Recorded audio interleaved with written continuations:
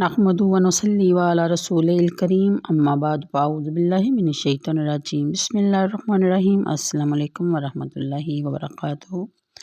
سیرت رسول عربی صلی اللہ علیہ وآلہ وسلم کے سلسلے میں کل کی ویڈیو میں ذکر ہوا کہ جو کفار نے اذیتیں دی جن لوگوں نے اسلام قبول کیا تھا ان کو، تو آج کی ویڈیو میں ذکر ہوگا ہجرت کے بارے میں۔ سن 5 نبوت جب حضرت صلی اللہ علیہ وسلم نے دیکھا کہ مسلمانوں کا مکہ میں رہنا مشکل ہو گیا ہے تو آپ نے اصحاب سے فرمایا کہ ملک حبشہ کا بادشاہ اپنے ہاں کسی پر ظلم نہیں ہونے دیتا، تم میں سے جو چاہیں وہاں چلے جائیں۔ چنانچہ اس سال ماہ رجب میں اول 11 مرد اور 4 عورتوں نے ہجرت کی، جن میں حضرت عثمان غنی اور ان کی زوجہ محترمہ رقیہ بنت رسول صلی اللہ علیہ وآلہ وسلم بھی شامل تھی۔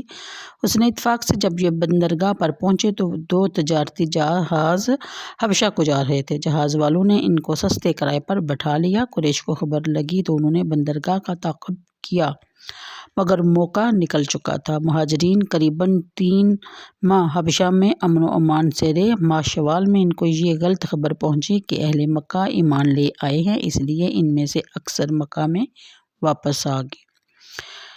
سن 6 نبوت اس سال حضرت صلی اللہ علیہ وسلم کے چچا امیر حمزہ ایمان لائے اور ان کے 3 دن بعد حضرت عمر فاروق رضی اللہ تعالیٰ عنہ بھی مشرف با اسلام ہوئے۔ جو لوگ حبشہ سے واپس آئے تھے قریش نے ان کو اور دوسرے مسلمانوں کو زیادہ ستانا شروع کر دیا، یہاں تک کہ ہجرت پر مجبور ہوئے۔ چنانچہ اس دفعہ 83 مرد اور 18 عورتیں حضور صلی اللہ علیہ وآلہ وسلم کی اجازت سے ہجرت کر کے حبشہ چلی گئی۔ جب حضرت صلی اللہ علیہ وسلم نے مدینہ منورہ کو ہجرت فرمائی تو مہاجرین حبشہ میں سے کچھ لوگ فوراً واپس آ گئے۔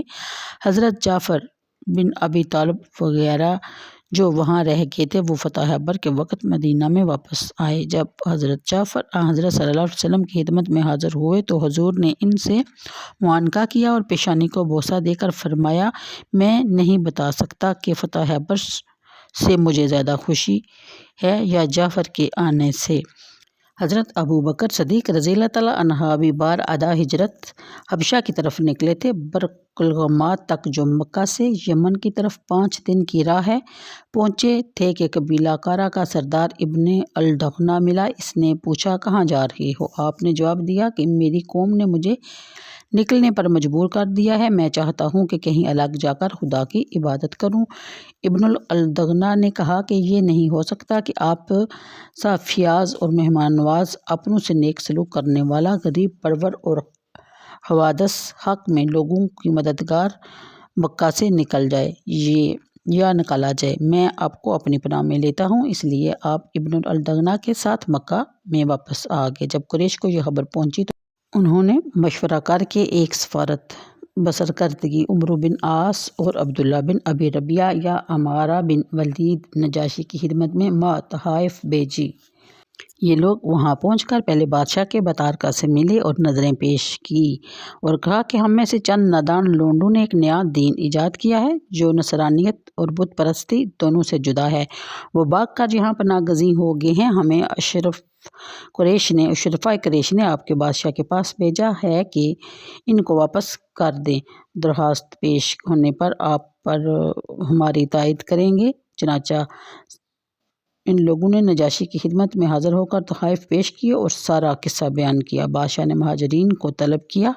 بطارکہ نے کہا کہ حضور یہ لوگ ان کے حال سے بخوبی واقف ہیں، آپ ان کے حوالہ کر دیں۔ بادشاہ نے کہا کہ نہیں، پہلے ہم ان سے دریافت کریں گے۔ چنانچہ جب مہاجرین دربار میں حاضر ہوئے تو حضرت جعفر بن ابی طالب نے ان کی طرف سے اس طرح تقریر شروع کی کہ شاہ ہم لوگ ایک جاہل قوم تھے، بتوں کی پوجا کرتے تھے، مردار کھاتے تھے، بدکاریاں کرتے تھے، اپنوں سے دشمنیاں رکھتے تھے، پڑوسیوں سے برا سلوک کرتے تھے، قوی لوگ کمزوروں کو کھا جایا کرتے تھے۔ ہم اس حالت میں تھے کہ اللہ تعالیٰ نے ہم میں سے ایک رسول ہماری طرف بھیجا جس کے نسب اور صدق و امانت اور پرہیزگاری سے ہم لوگ پہلے سے ہی واقف تھے۔ اس نے ہم کو یہ دعوت دی کہ ہم خدا کو ایک جانیں، اس کی عبادت کریں اور اس کے ساتھ کسی کو شریک نہ ٹھہرائیں۔ بتوں کی پوجا جو ہم اور ہمارے باپ دادا کرتے تھے چھوڑ دیں، سچ بولیں، امانت ادا کیا کریں، اپنوں سے محبت اور سلوک روا رکھیں، ہمسایوں سے نیک سلوک کیا کریں، محارم اور خون ریزی سے باز آئیں، یتیموں کا مال نہ کھائیں، عفیف عورتوں پر تہمت نہ لگائیں، نماز پڑھیں، صدقہ دیں، روزے رکھیں۔ پس ہم اس پر ایمان لے آئے، اللہ کی عبادت کرنے لگے۔ ہم نے شرک اور بت پرستی چھوڑ دی، حرام کو حرام اور حلال کو حلال جاننے لگے۔ اس جرم پر ہماری قوم ہم پر ٹوٹ پڑی اور اذیتیں دے کر مجبور کرنے لگی کہ ہم اللہ کی عبادت چھوڑ کر پھر سے بتوں کی پوجا کرنے لگ جائیں اور خبائث کو بدصورت سابق حلال سمجھیں۔ جب انہوں نے ہم پر قہر و ظلم کیا اور ہمارے فرائض مذہبی کی بجا آوری میں سدیرا ہو گئے تو ہم آپ کے ملک میں آپ کی پناہ میں آ گئے۔ ہمیں امید ہے کہ آپ کے ہاں ہم پر ظلم نہیں ہوگا۔ یہ سن کر نجاشی نے کہا کہ تمہارے پیغمبر پر جو کلام اترا ہے اس میں سے کچھ سناؤ۔ حضرت جعفر نے سورہ مریم کی چند آیتیں پڑھی۔ نجاشی سن کر اتنا رویا کہ اس کی داڑھی آنسوؤں سے تر ہو گئی اور اس کو اسقافہ بھی روئے۔ پھر نجاشی نے کہا کہ یہ کلام اور انجیل دونوں ایک ہی چراغ کے پرتو ہیں، اور پھر سفیروں سے کہا کہ تم واپس چلے جاؤ، اللہ کی قسم میں ان کو تمہارے حوالے ہرگز نہیں کروں گا۔ دوسرے دن عمرو بن عاص نے حاضر دربار ہو کر عرض کیا کہ حضور، یہ لوگ حضرت عیسیٰ کی نسبت برا عقیدہ رکھتے ہیں۔ نجاشی نے مسلمانوں کو پھر طلب کیا۔ جب وہ حاضر ہوئے تو ان سے پوچھا کہ تم حضرت عیسیٰ کی نسبت کیا عقیدہ رکھتے ہو؟ حضرت جعفر نے کہا کہ ہم اعتقاد رکھتے ہیں جیسا کہ ہمارے پیغمبر صلی اللہ علیہ وسلم نے فرمایا کہ عیسیٰ خدا کے بندے اور پیغمبر اور روح اللہ اور کلمۃ اللہ ہیں۔ یہ سن کر نجاشی نے زمین سے ایک تنکا اٹھا لیا اور کہا کہ واللہ جو تم نے کہا حضرت عیسیٰ اس تنکے کے برابر بھی زیادہ نہیں ہیں۔ جب نجاشی کی زبان سے یہ الفاظ نکلے تو متارکہ حاضرین کی نتنوں سے خرخراہٹ کی آوازیں آنے لگی، مگر نجاشی نے کسی کی کوئی پرواہ نہ کی اور سفارت بالکل ناکام واپس لوٹی۔ تو آج کے لیے اتنا ہی، مجھے دیجیے اجازت، انشاءاللہ کل مزید معلومات کے ساتھ آپ کی خدمت میں حاضر ہوں گی۔ اللہ حافظ۔